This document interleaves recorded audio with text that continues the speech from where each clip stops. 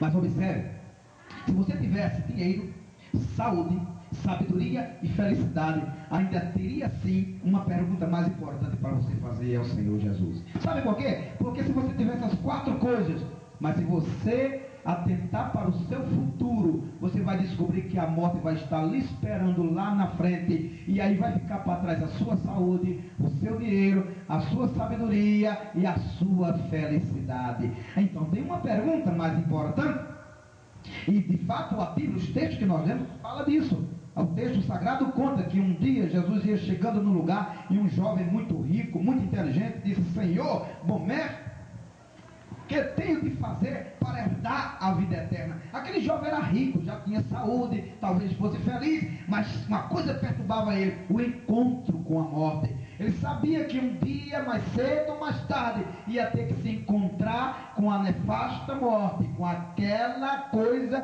que muito pinta com a foice, e ele tinha uma pergunta extremamente importante: o que é que eu tenho que fazer para herdar a vida eterna? Eu quero romper com a morte, eu quero vencer a morte, eu quero resposta fundamental, eu quero um jeito de não morrer talvez, eu quero uma maneira de entrar na eternidade e vencer a morte. Eu tenho que fazer para herdar a vida eterna. Jesus disse assim, certa vez: de que adianta o homem, de que aproveita o homem ganhar o mundo todo e perder a sua alma? Jesus quis dizer que ter tudo neste mundo sem ter a vida eterna equivale a absolutamente nada. Você pode ser rico, você pode ter uma boa família, você pode ter uma boa instrução, você pode ser um bom cidadão, mas se você não tem a vida eterna, você não tem absolutamente nada. Eu nunca esqueço quando um dia cheguei lá na minha cidade, os irmãos perdoem, vocês também, porque minha experiência é por lá mesmo.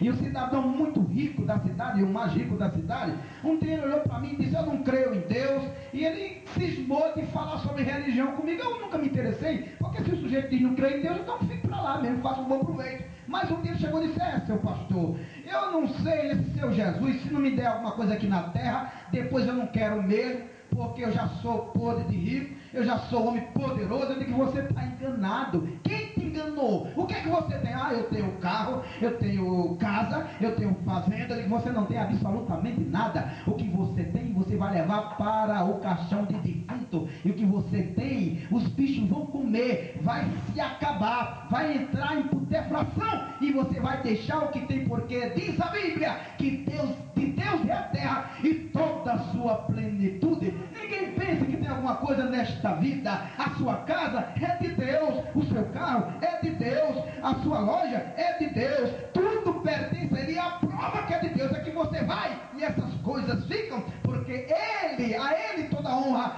toda glória e todo louvor. Mas observe, você pode dizer: mas pastor, ninguém pode dizer que posso ter a vida eterna, ninguém morreu e voltou de lá.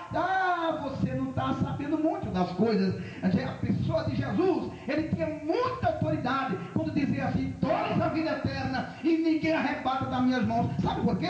Porque ele já foi lá, ele morreu, mas ele reviveu, ele ressuscitou, ele ressurgiu para ter autoridade para dizer para você: quem crê em mim, ainda que morra, viverá. Porque ele não é só Senhor do céu, ele é Senhor da morte também. Eu não sei porque as pessoas hoje são tão materialistas, são tão particularistas, que não se preocupam mais com a vida eterna. As pessoas estão inundadas com seus problemas, estão saturadas com seus afazeres, que para eles pensam que morrer, a vida eterna é uma coisa natural. Não é natural não, amigo. Você não pense que você vai morrer e aí pode dar certo, pode dar errado. Não é desta maneira. Você não pode ser natural alguém dever e não pagar, porque não pode ser natural alguém ofender a Deus e ficar por isso mesmo, porque não é natural alguém se rebelar contra Deus e Deus fazer vista grossa. Não, o natural é eu e você ir para o inferno, porque a Bíblia Sagrada diz que todos pecaram, ofenderam a Deus, passaram Deus para trás, e diz assim: e desprezados estão de Deus, todos pecaram e destituídos estão da glória de Deus.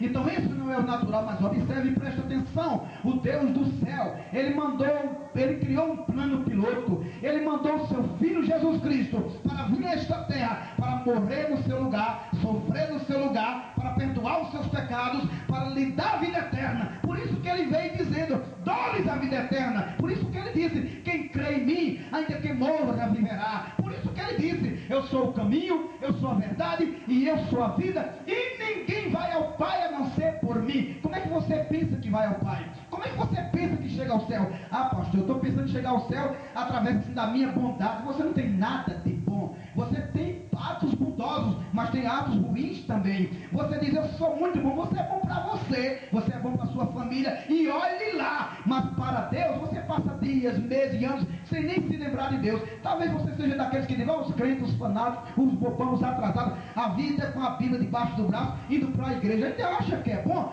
Tudo que a gente faz aqui é louvar o Senhor, engrandecer ao Senhor, servir ao Senhor, aprender do Senhor, amar o Senhor, se entregar ao Senhor, adorar o Senhor. E nós somos os bobos, absolutamente. Nós somos as pessoas mais espertas deste mundo, porque aprendemos a se lembrar de Deus, porque aprendemos a adorar a Deus, porque aprendemos a servir a Deus, porque aprendemos a adorar a Deus, porque falamos de Deus, queremos Deus, somos apaixonados por Deus, amamos a Deus, e o nosso prazer e satisfação é glorificar esse Deus, porque dele viemos e para ele existimos e para ele nós vamos. Então toda honra, toda glória e todo louvor seja dado a este Deus. Mas o que é que você tem que fazer para herdar a vida eterna? Primeiro, você tem que entender que você é pecador.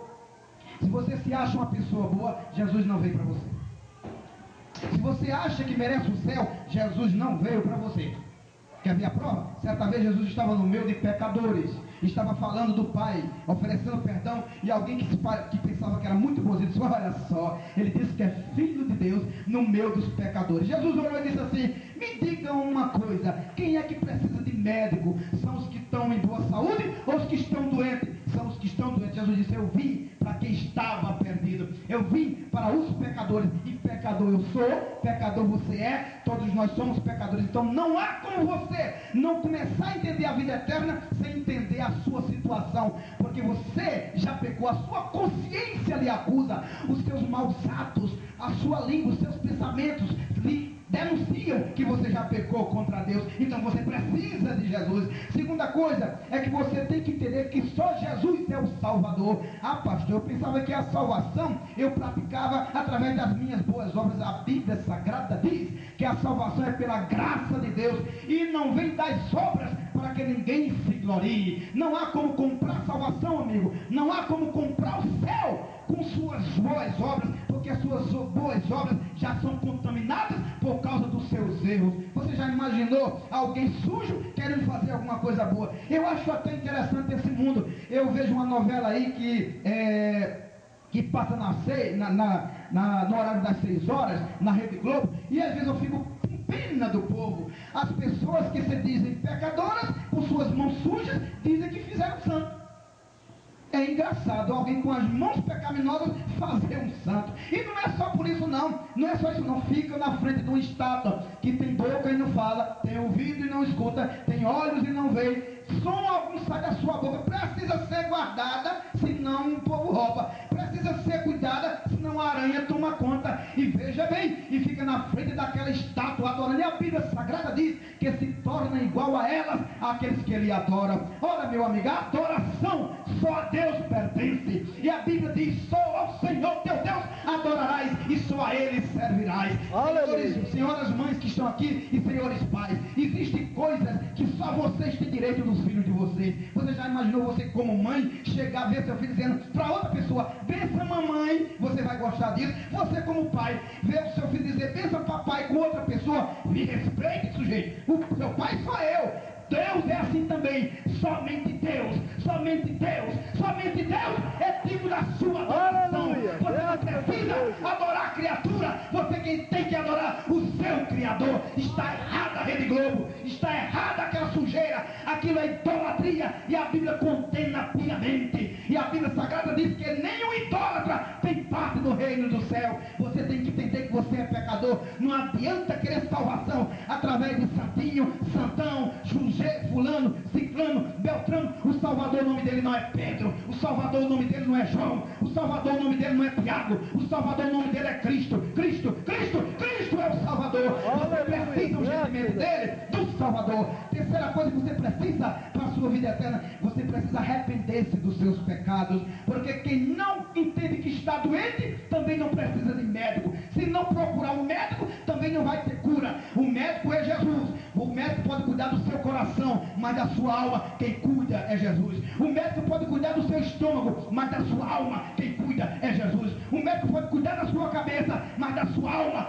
só tem cura em Jesus, porque ele morreu para salvar você dos seus pecados. Não adianta tentar perdão dos pecados a partir de outra pessoa. A Bíblia diz que não existe outro nome, né, pelo qual devamos ser salvos, a não ser o nome de Jesus. Quarta coisa que você tem que fazer para ter a vida eterna: quem crê em Cristo com todo o seu coração. Perguntamos aos irmãos aqui que queria o batismo. Por que você quer o batismo? Porque crê no Senhor Jesus como o único Senhor e Salvador da minha vida. Porque crê que Ele morreu pelos meus pecados. Porque crê que Ele derramou o seu sangue por mim. É este tipo de crença que leva você a ser salvo por Cristo. Ah, pastor, eu creio em Jesus. Não é esse tipo de crença, porque esse tipo de crença diz a Bíblia que até o diabo tem. A Bíblia diz que o diabo crê e estremece. E quando ele se lembra de que Deus existe, ele começa a ter um ataque de nervos, porque ele sabe que o fim dele é triste. Não é esse tipo de crença. Não é crer que Jesus existe. Isso é um fato histórico. Isso é bíblico. Isso é verídico. Isso já foi provado. É crer que Ele é o seu Salvador. É crer que Ele morreu no seu lugar. É crer que Ele derramou seu sangue por você. É crer que Ele ressuscitou por você. É crer que Ele pode destruir os seus pecados. É crer que Ele lhe ama ao ponto de perdoar os seus pecados e te dar a vida eterna. Não existe outra saída. Jesus Cristo disse: ninguém vai ao Pai a não ser por mim. Ele não disse assim: você vai para o céu através da caridade. Ele disse: você só pode ir para o céu através de mim. Ninguém vai ao Pai a não ser por mim. Ele não disse assim: você vai para o céu através das boas obras. Não, ele disse: ninguém vai ao Pai a não ser por mim. Ou a gente, amigo, se chega a Cristo, ama a Cristo, serve a Cristo, se entrega a Cristo, ou não temos saída, porque Ele é o dono do céu. Certa vez alguém ficou muito agoniado com a prédica de Cristo. Ora, Senhor Jesus, com que autoridade tu ensina que só tu és a verdade,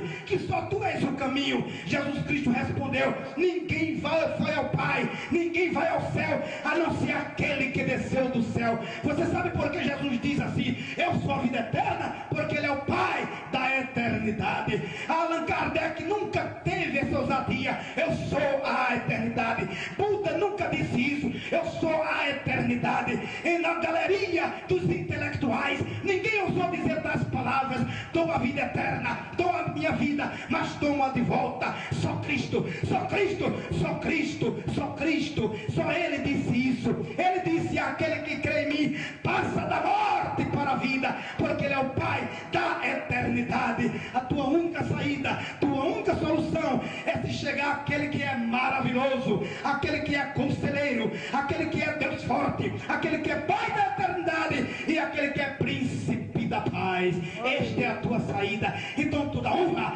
toda glória, todo louvor seja para Ele, porque dele, por Ele e para Ele são todas as coisas por toda a eternidade. Portanto, amigo que está aqui, Deus te abençoe e que esta mensagem entre no seu coração e você entenda hoje, primeiro, que você reconheça que é um pecador. Segundo, que Cristo é o Salvador. Terceiro, que você se arrependa dos seus pecados. Quarto, que você peça a Cristo o perdão dos seus pecados, e assim acontece, você passa a ter a vida eterna. E que Deus nos abençoe. Amém. Agradecemos pela sua presença aqui.